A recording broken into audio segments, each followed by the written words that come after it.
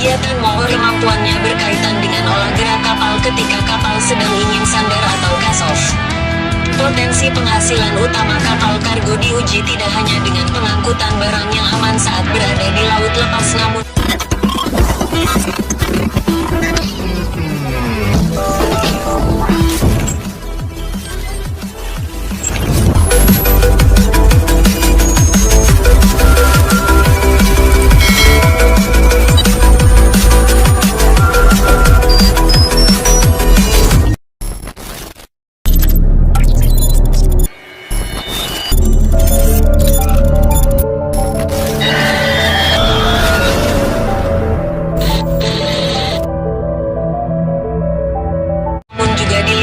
waktu penyelesaian kapal sewaktu di pelabuhan. Seperti yang kita ketahui bahwa penanganan kargo itu sendiri adalah poin utama dalam menilai efisiensi operasi. Proses mooring juga merupakan bagian integral untuk memastikan agar proses tersebut nantinya berjalan lancar. Pengoperasian kargo kapal di pelabuhan yang efisien adalah suatu hal yang diharapkan setiap operator kapal dari kru deknya. Operasi pertama dan terpenting dilakukan oleh awak kapal saat kapal mencapai pelabuhan adalah operasi mooring, yang juga merupakan salah satu pekerjaan yang paling sulit dan berbahaya di kapal. Apa yang membuat operasi mooring berbahaya? Ada beberapa kasus yang dilaporkan di masa lalu tentang kecelakaan selama operasi mooring yang telah menyebabkan luka parah atau kematian pelaut. Tali tambat, kawat yang dipasang di kapal bukanlah tali biasa pada umumnya, dan jika tidak waspada saat menanganinya bukanlah mustahil kemungkinan cedera bahkan kematian bisa terjadi dan dapat pula menyebabkan kerusakan parah pada kapal. Area mooring di kapal terdiri dari bagian depan dan belakang sebuah kapal. Pada tempat wing dipasang untuk menarik tali dari tugboat atau dari dermaga.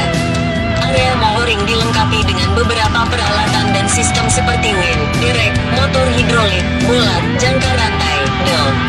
Semua bagian ini bekerja bersamaan untuk memastikan tidak ada kerusakan pada saat pengoperasian dilakukan.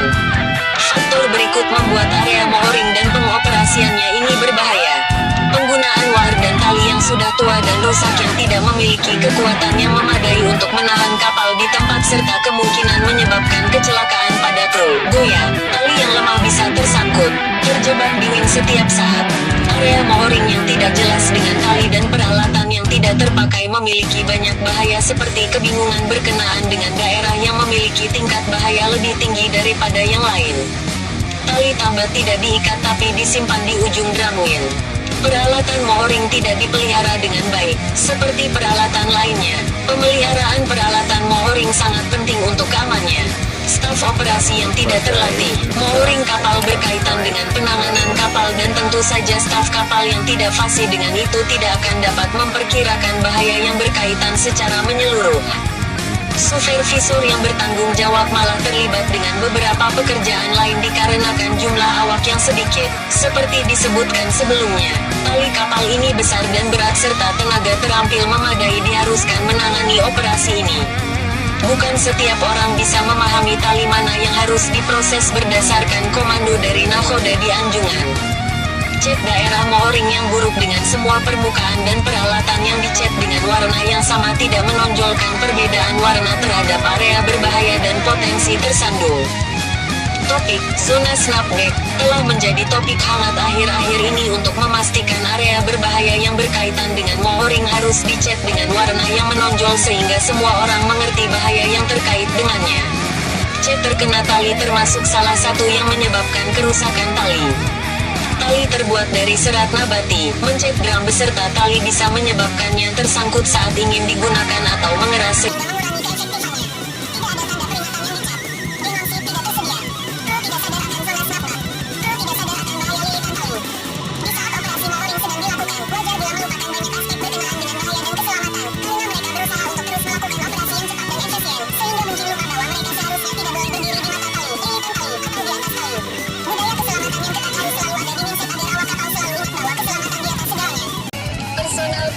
Equipment tidak digunakan.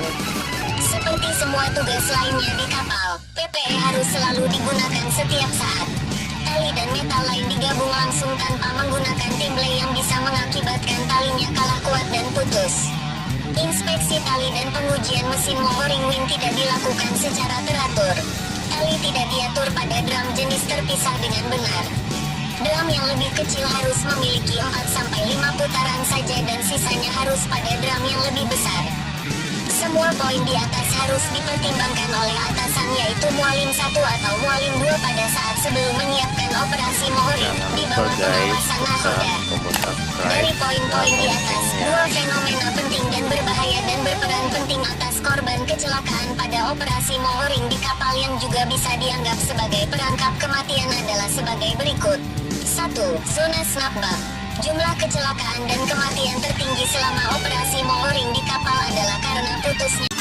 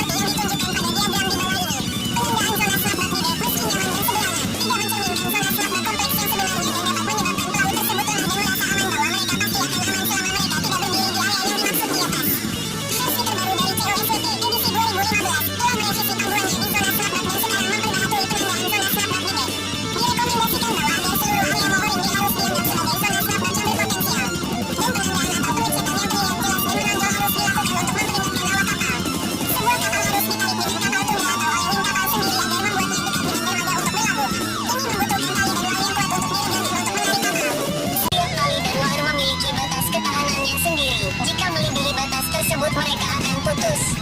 Batas daya tahan akan berkurang jika tali sudah tua atau tidak terjaga dengan baik.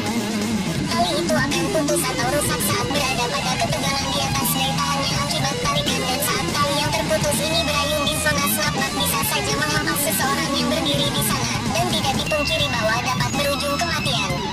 Awak yang melakukan operasi harus dilatih secara menyeluruh dan berkualitas dengan area snapback.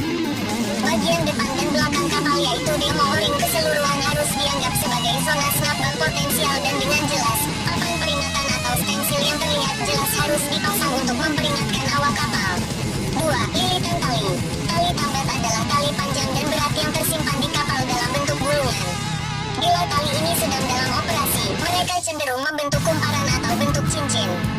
Jika seseorang yang terlibat dalam operasi mooring berada di dalam lilitan tali ini, tarikan tali bisa menyeretnya atau mengampaskannya pada bagian D yang keras atau membenturkannya ke mesin. Beberapa kecelakaan dan kematian dilaporkan karena awak kapal tidak sadar berdiri di antara lilitan dan diseret oleh tali. Cara terbaik untuk menghindari kecelakaan karena lilitan tali adalah awak harus sadar di mana dia berdiri saat menangani tali atau saat berada di dekat tali. Harus berulang kali diketahui bahwa jangan menganggap hal ini hal yang remeh, hanya dia kerenakan berdiri di lilitan tali. Ini memang kelengahan terkecil yang bisa menyebabkan kita kehilangan nyawa. Supervisor harus berkonsentrasi pada tindakan kru dan tidak melibatkan dirinya dalam operasi dan membantu pekerjaan. Sebagai petugas yang bertanggung jawab atas keseluruhan operasi, ia harus memastikan bahwa dia mengawasi operasi mooring yang aman dan melaksanakan perintah nakoda dengan baik. Kecuali dalam situasi kritis, jika pada kondisi biasa saja supervisor ini ikut bekerja malah akan menambah resiko kecelakaan karena mereka bertugas dan bertanggung jawab atas pengawasan kru. Kru yang tidak berpengalaman seperti kadit dan kru baru harus di bawah pengawasan untuk menangani tali. Kadit dan TNEOS berada di atas kapal untuk mengambil keterampilan yang diperlukan, dan seharusnya tidak disarankan mereka menjadi bagian dari tim yang benar-benar memahami aspek keselamatan saat mooring. Jika dibutuhkan untuk melakukan itu untuk sekali-kali, hal itu harus dilakukan dengan kewaspadaan ketat yang dapat diawasi. Hanya kru yang dibutuhkan yang harus hadir di stasiun mooring. Sudah sering terlihat bahwa orang-orang yang tidak terlibat dalam operasi tersebut, awak mesin atau orang yang datang di dek, mengunjungi area operasi mooring TSB. Dengan demikian, pemberitahuan harus ditempatkan untuk entry terbatas. Dengan adanya wire dan tali pada saat bersamaan, obrolan di VHF untuk menyampaikan komando harus